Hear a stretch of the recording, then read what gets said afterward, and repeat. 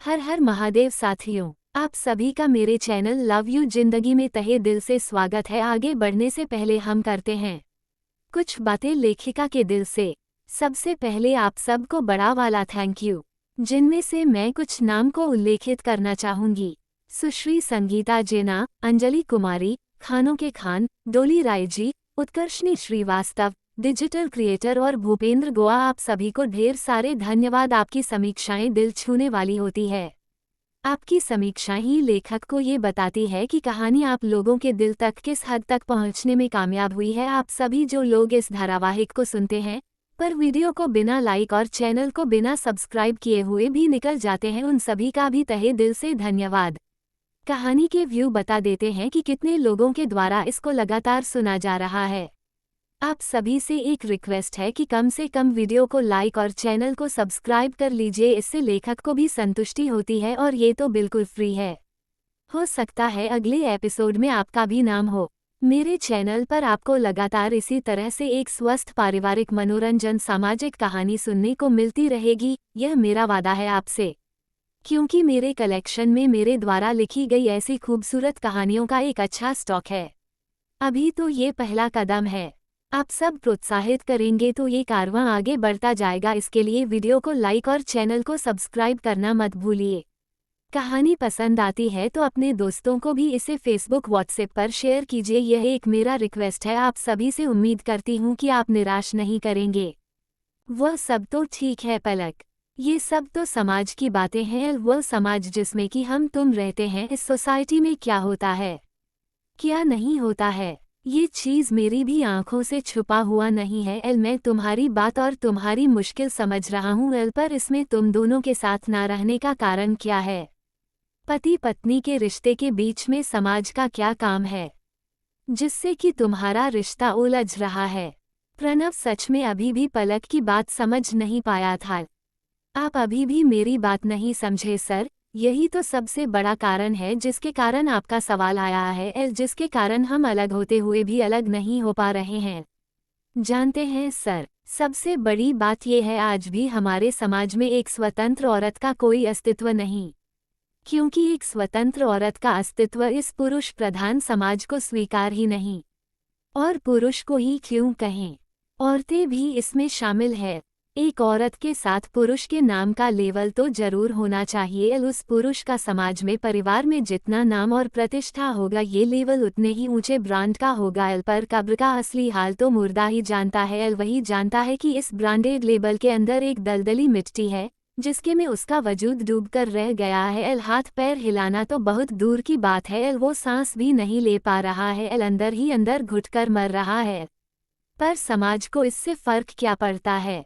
उसे तो बस अपने बनाए हुए नियम ही अच्छे लगते हैं। और इसी के कारण हम अलग होते हुए भी अलग नहीं हो पा रहे हैं, क्योंकि हमारा रिश्ता टूटे ये समाज को स्वीकार नहीं और साथ रहना मेरे स्वाभिमान को स्वीकार नहीं। और इसी के कारण आज आपने ये सवाल भी किया, वरना अगर हम साथ रहते तो आपका सवाल नहीं आता, या फिर हम अलग भी हो गए होते तो आपका ये सवाल नहीं आता। सारा सवाल सिर्फ इसी ब्रांडेड लेवल पर टिका हुआ है।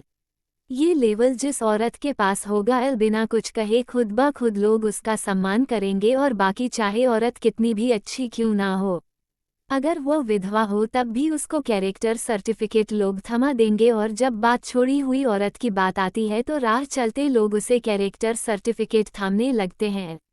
ये चीज़ हमें बचपन से दिखाई और समझाई गई है, जिसके कारण सब कुछ उलझ रहा है।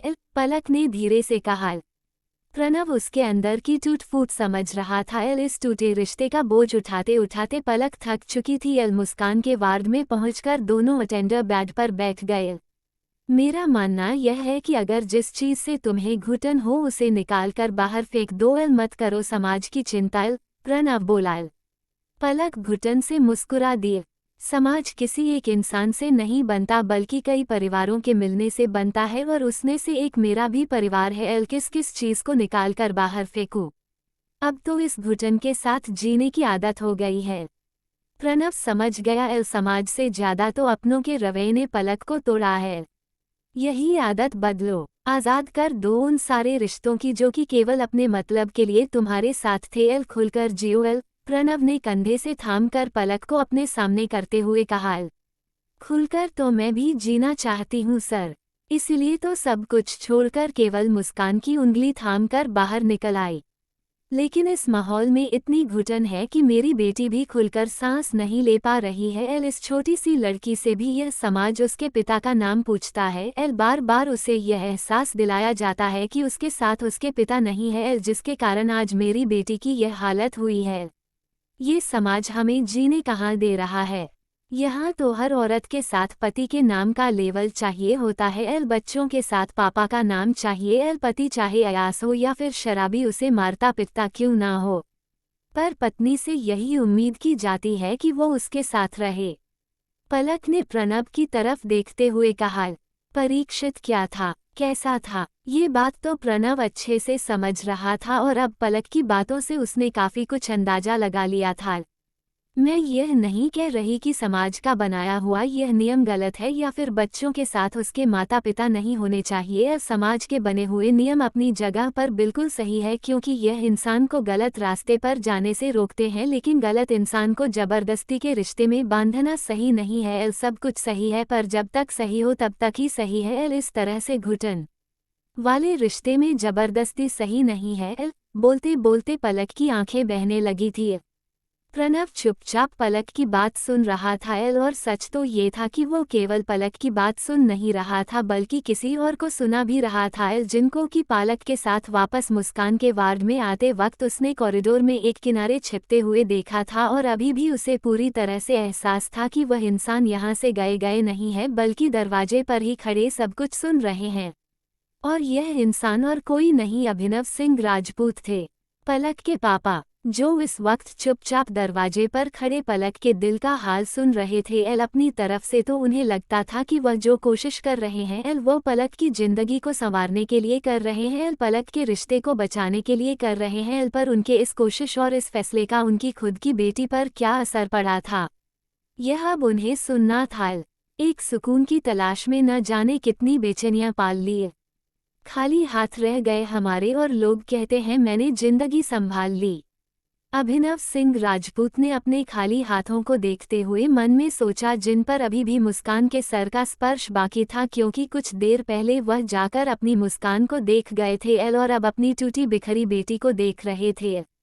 पर अभी भी पलक के सर पर हाथ रखने के लिए उनके कदम नहीं बढ़ रहे थे। आखिर ऐसी क्या बात आ गई थी जो बाप बेटी के रिश्ते में इतनी दूरी हो गई थी? जानने के लिए बने रहे अगले भाग तक। तब तक के लिए वीडियो को लाइक और चैनल को सब्सक्राइब करना मत भूलिएगा। खुश रहिए, स्वस्थ रहिए, हंसाते रहिए, मुस्कुराते रहिए, खेलते रहिए और यही यूट्यूब पर मिलते रहिए। मिलते हैं अगले भाग के साथ। हर हर महादेव।